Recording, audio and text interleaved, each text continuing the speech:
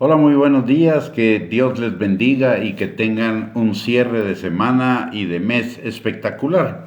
El día de hoy vamos a compartir acerca de un personaje en la palabra que es uno de los personajes más misteriosos de la Biblia y es Melquisedec, y Melquisedec se relaciona directamente con Jesús, de tal manera que vamos a tratar de desentrañar un poco el misterio que rodea a Melquisedec en relación con Jesús. La palabra en Génesis capítulo 14, versículos del 18 al 20, dice de Melquisedec: entonces Melquisedec, rey de Salem y sacerdote del Dios Altísimo, sacó pan y vino, y le bendijo diciendo: bendito sea Abraham del Dios Altísimo, creador de los cielos y de la tierra, y bendito sea el Dios Altísimo, que entregó tus enemigos en tu mano, y le dio a Abraham los diezmos de todo. Melquisedec es una sombra, es una figura de Cristo, tal como nos lo enseña la palabra en Hebreos capítulo 5, versículo 6, en Hebreos capítulo 5, versículo 10, en Hebreos capítulo 7, versículos del 1 al 21. A pesar de ello, en sí mismo, el personaje de Melquisedec es uno de los más misteriosos de la Biblia. No se conoce su origen, no se conoce su ascendencia ni de su descendencia. Sin embargo, la palabra de Dios lo llama rey de Salem, que posteriormente sería Jerusalén, y aparte de ello, sacerdote del Dios Altísimo, que sacó pan y vino y bendijo a Abraham cuando éste regresaba de la guerra, de derrotar a Kedorlaomer y recuperar a Lot, a todas sus posesiones y a todas las posesiones que habían robado los reyes que habían hecho la guerra contra Sodoma y Gomorra. Además de ello, Abraham le dio los diezmos de todo. Su nombre es la combinación de dos palabras hebreas, y aquí es donde comienza, donde hay otro misterio, otra curiosidad. Su nombre, como dije, se deriva de dos palabras: la palabra Melki, que deriva de la palabra Malach o Melech, que significa gobernar o reinar como rey, y Sedec, que deriva de la palabra Sadak y significa hacer justo, hacer recto, justiciar, o el misterio del sacerdocio. Por lo tanto, su nombre significa rey y sacerdote. En el Antiguo Testamento, bajo la ley, que es 400 años más o menos posterior al aparecimiento de Melquisedec, en la ley nadie podía hacer las dos cosas, nadie podía ser rey y sacerdote, y sin embargo Melquisedec lo fue, y porque él fue antes de la ley, en el tiempo de Abraham, mucho antes de Moisés. Cuando Melquisedec bendijo a Abraham, eso significó, la bendición de Melquisedec a Abraham significó, en primer lugar, que de Abraham vinieron el reino y el sacerdocio. La palabra de Dios, los patriarcas, el Mesías, los 12 apóstoles del Cordero, la casa de David, el Melqui, y la casa de Aarón, el Sedec. Bajo la ley, ambos tenían que permanecer separados, como ya lo mencionamos, pero estaba profetizado que un día los dos oficios volverían a ser otra vez uno, y esto sería en el Mesías, en Jesús. Ahora bien, Jesús no podía nacer de las dos casas para ser rey y para ser sacerdote, tenía que nacer de una de las dos, y nació de la casa de Judá, de la casa del rey. Entonces, él tendría que haber recibido la bendición del sacerdocio de la casa de Aarón, y la recibió cuando fue bautizado en el Jordán por Juan el Bautista. Juan el Bautista era un descendiente directo de la línea de Aarón, y esto significó que era como si Melquisedec hubiera regresado para recuperar la bendición dada a Abraham y a la casa de Aarón. El Melqui, rey, recuperando el Sedec, sacerdote. Es decir, en Cristo Jesús se volvieron a unir las dos actividades, las dos funciones, la función de rey y de sacerdote, de tal manera que eso se cumplió tal como estaba profetizado en el Salmo 110, versículo 4, que dice: juró Jehová y no se arrepentirá. Tú eres sacerdote para siempre según el orden de Melquisedec. Y aquí estaba hablando del Mesías, pero en otros pasajes, como en el libro de Salmos, en el capítulo 2 y versículos 7 y 8, habla de el Mesías como el rey que gobernaría, de tal manera que ya en la palabra de Dios estaba profetizado, estaba previsto que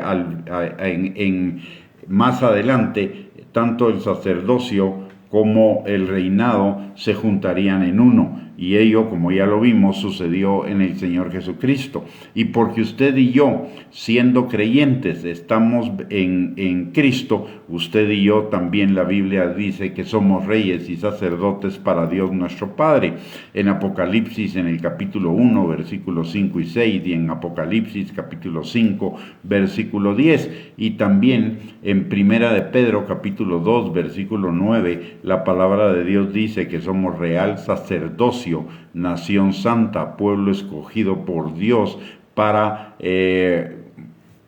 difundir las maravillas de aquel que nos llamó de las tinieblas a su luz admirable, para anunciar las virtudes de Dios. Eso nos hace a cada uno de los creyentes un rey y un sacerdote, y eso significa que tenemos autoridad tanto en el mundo natural como en el mundo espiritual. ¿Para qué? No para hacer nuestra voluntad, sino para hacer la voluntad del Padre que está en los cielos, que es la reconciliación de todas las cosas con Dios, como dice la palabra en Colosenses capítulo 1, versículos 18 al 20. Que Cristo en la cruz del Calvario no solo pagó por la redención de cada uno de nosotros, sino también por la reconciliación de todas las cosas con Dios, tanto las que están en el cielo como las que están en la tierra. ¿Y cómo cumplimos ese papel de real sacerdocio o de rey y sacerdote en la vida cotidiana? Pues lo cumplimos haciendo la voluntad del Padre, cumpliendo la palabra de Dios, tomando la palabra de Dios y aplicándola en nuestra vida, en todas las áreas de nuestra vida, en nuestra familia, en los negocios, en nuestras relaciones sociales, en nuestras actividades laborales, y aplicándolo también en cuanto a nuestra vida espiritual. Manifestamos nuestra realeza y sacerdocio al mundo, viviendo como Cristo lo hizo mientras estuvo aquí en la tierra. De hecho, es lo que nos dice Jesús. Jesús nos dice que así como Él hizo, nosotros hagamos en el mundo, que sigamos sus huellas, sigamos su ejemplo, sigamos sus pisadas, porque Él nos dio ejemplo para ello. La palabra también nos dice, por ejemplo, en Marcos capítulo 10, versículo 42 al 45, que si bien es cierto, los gobernantes de las naciones y los que tienen sobre ellas potestad se enseñorean de ellas, se aprovechan de ellas, entre nosotros los creyentes en Cristo Jesús no será así, sino que el que quiera ser el mayor se haga el menor y sirva a los demás en todos los ámbitos de la vida. El reconciliar todas las cosas con Dios es poner todas las cosas al servicio de los demás, no al servicio propio, al aprovechamiento propio, sino al servicio de los demás, y hacerlo conforme a los principios de la palabra de Dios en nuestro ámbito de influencia, en nuestro alrededor. La palabra de Dios también nos enseña que usted y yo tenemos autoridad en el cielo y en la tierra, pero no una autoridad que sea un cheque en blanco para hacer todo lo que nosotros querramos, sino que todo lo que sea atado en la tierra conforme a la voluntad del Padre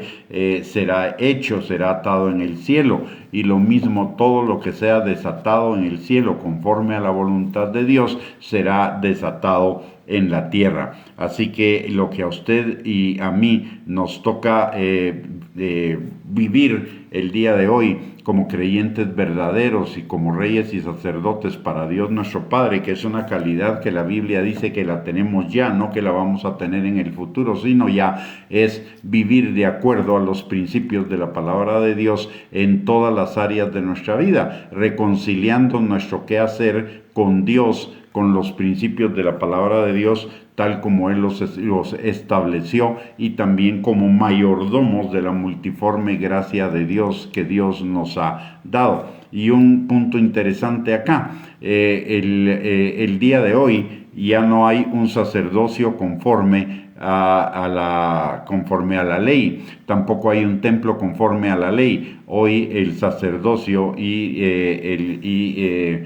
el templo es conforme al orden de Melquisedec, porque Jesús es sacerdote y rey conforme al orden de Melquisedec, igual somos nosotros. Por lo tanto, ya todo lo estipulado en la ley para el ejercicio sacerdotal y para el templo, eso ya no está vigente. ¿Por qué? Porque el ejercicio sacerdotal de la ley y el templo, de acuerdo a las características en la ley, era una sombra de lo que habría que venir, una sombra de Cristo, y Cristo cumplió perfectamente todo ello. Cristo rompió el velo para que usted y yo tuviéramos libre acceso al trono de la gracia, para encontrar misericordia y gracia para el oportuno socorro, para entrar a la presencia del Señor sin la necesidad de la intermediación de un sacerdote al estilo de la ley, que era el único que podía entrar al lugar santísimo. Usted y yo, como creyentes, aunque no seamos de la descendencia de Aarón ni de la descendencia de Leví, usted y yo podemos entrar con libertad al lugar santísimo, porque usted y yo, como reyes y sacerdotes, estamos bajo el orden de Melquisedec y no bajo el orden de la ley. Y de la misma manera en el sacerdocio, según la ley, quienes recibían los diezmos eran los sacerdotes levitas. Sin embargo, al ser sacerdotes según el orden de Melquisedec, los que reciben los diezmos acá ahora son personas levantadas por Dios para el ministerio, de acuerdo a lo que nos enseña la palabra en Efesios capítulo 4, versículo del 11 en adelante. Así que vivimos bajo un nuevo sacerdocio, no bajo una nueva palabra escrita. No, la palabra escrita sigue siendo vigente en cuanto a la ley moral que usted y yo debemos cumplir, la ley sacerdotal y la ley de los sacrificios, obviamente ya no está vigente, porque Cristo fue el cumplimiento de todo ello, y eso era solo sombra de lo que habría de venir. Así que usted y yo, recuérdese, somos reyes y sacerdotes para Dios nuestro Padre, para anunciar las virtudes de aquel que nos llamó de las tinieblas a su luz admirable. Por eso la gran comisión de ir y hacer discípulos a todas las naciones, bautizándolos en el nombre del Padre, del Hijo y del Espíritu Santo, y enseñándoles a guardar lo que Dios nos ha mandado. Y por el otro lado, también la gran comisión, de acuerdo a lo que nos dice Marcos capítulo 16, versículos del 15 al 18, que vayamos y prediquemos el evangelio a toda criatura, que el que creyere y fuere bautizado será salvo, mas el que no creyere será condenado. Y estas señales seguirán a los que creen: en su nombre echaremos fuera demonios, pondremos manos sobre los enfermos y sanarán, si tomáramos cosa mortífera no nos hará daño, y nos seguirán otras señales de acuerdo a la distribución que hace el Espíritu Santo a cada uno de nosotros de sus múltiples dones. Muy bien, con esto hemos terminado esta perla de la palabra. Espero que haya sido de bendición para sus vidas, y espero también que este día viernes, fin de semana y fin de la semana laboral y fin de mes, sea un final de bendición, y que nuestros corazones estén expectantes a lo que Dios va a hacer en los próximos días y en los próximos meses. Recordemos que cada día y cada mes que pasa estamos mucho más cerca de nuestra redención que cuando creímos, y lo que nos corresponde es mantenernos firmes en la palabra de Dios, fortaleciéndonos en el Señor y en el poder de su fuerza, que es el Espíritu Santo. Muy bien, que tengan un bendecido día viernes, un abrazo para cada uno, muchísimas gracias por conectarse, y si Dios lo permite, más tarde nos volvemos a encontrar en otra perla de la palabra. Un abrazo para todos.